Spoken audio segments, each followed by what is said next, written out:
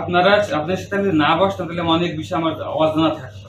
যে আমি এত বিষয় আছে যেগুলো আসলে আমি এসে যেটুকু এসে শুনেছি এমন আমার বেশ অনেক ধারণা কম ছিল। যেমন ধরেন আমার ধারণা ছিল যে গোপালগঞ্জে মাদক নাই মনে হয়েছে। সত্য কথা আমার কাছে আমি বাইরে থেকে আসছি গোপালগঞ্জে মাদক নাই। এটা একটা অনেকটা কি বলে এলাকা সেন্টার টাইপের মনে হয়েছে আমার কাছে মাদক নাই এরকম মনে হয়েছে। পরে ২-৩ দিন পরে দেখছি না তো এটা তো একটা হাব। এটা আমার কাছে মনে হয়েছে। যে অনেক ইস্যু এসেছে, অনেক ইস্যু এসেছে। আমি কিছু ইস্যুর ২-১ কথা বলে আমি আমার যে মেইন যে পারপাজে আপনাকে দেখেছি সেই উদ্দেশ্যে ২-১ কথা বলব। এখানে এসেছে কিশোর গ্যাংয়ের বিষয় এসেছে। কিশোর গ্যাংয়ের বিষয়ে আমাকে তো অলরেডি আপনার বলার আগে ডিসি মহোদয় আমাকে বলছে এবং আমি ওসিকে বলেছি এখানে কিছু কিশোর গ্যাং আছে যারা রিসেন্টলি একটা মারামারি করেছে। আমি আসার ২ দিন আগে মনে হয় একটা মারামারি ৩ দিন করছে এই মারামারি করেছে আমার কাছে ডিসি অলরেডি বলছে এখানে কিন্তু কিশোর গ্যাং বেশ ভালো মাত্রা দেওয়া আছে। মাদকের বিষয়টা আমি বলেছি যে আপনারা বলেছেন এবং আমি আমার যে ধারণা ছিল সেটা আমার ভুল ধারণা ছিল যে গোপালগঞ্জের মানুষ লাস্ট 16 ইয়ার্স যাদের প্রধানমন্ত্রী ছিল এখানে সেখানে মানুষ মনে হয় এইসব কিছুগুলোর জন্য তারা ভালো ব্যবসা করে এমনি দিকে ব্যস্ত আছে দেখি না এখানে ব্যাপক মাদকের আছে। গত 3 দিন দেখলাম আমি 2-3টা মাদকের মামলা এবং তার রিকভারি বেশ ছোটোখাটো ভালো রিকভারি। ইফটিজিং আছে সেটা তো মানে উঠতি বয়সের মেয়েদের একটা বড় সমস্যা। এখানে বিষয়টা শুনেছি যেহেতু এবং আপনার নলেজে আমার এসে নিয়ে এসেছে আমি বিষয়টা নিয়ে কাজ করব। আমি আপনারা অবৈধ অস্ত্র আছে কথা বলছেন আমি সেটা আমার কাজ করার অনেক সুযোগ আছে।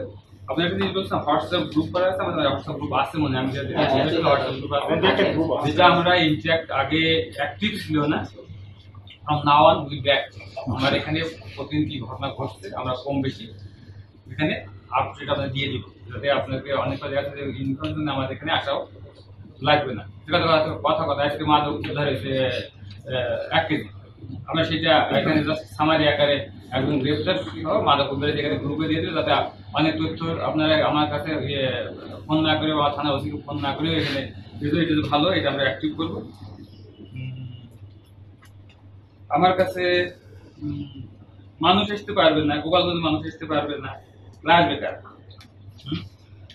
আমার কাছে আসবে কার আমি তো গোপালগঞ্জের মানুষের সেবা দিতে আমার তো সবার আমি আগে কি হয়েছে সেটা আমি ওই ডিগ্রি করছি না ওটা আমার মানে আমার মাথা ব্যথা না আমার কাছে আমি তো তখন আছি আমি আপনাদের সাথে কাজ করছি আমার দরজা সবসময় মুখ থাকবে এবং আমি গোপালগঞ্জের সকল মানুষের কথা শুনতে চাই যারা কষ্ট নিয়ে আসবে বা বিভিন্ন সময় কষ্ট না নিয়েও আসলে আমাকে তথ্য দিতে আসবে বিভিন্ন প্রবলেম নিয়ে বিভিন্ন সমস্যা ভালো কথা আমাকে চা খেতে হবে তার কথা আমি শুনতে চাই।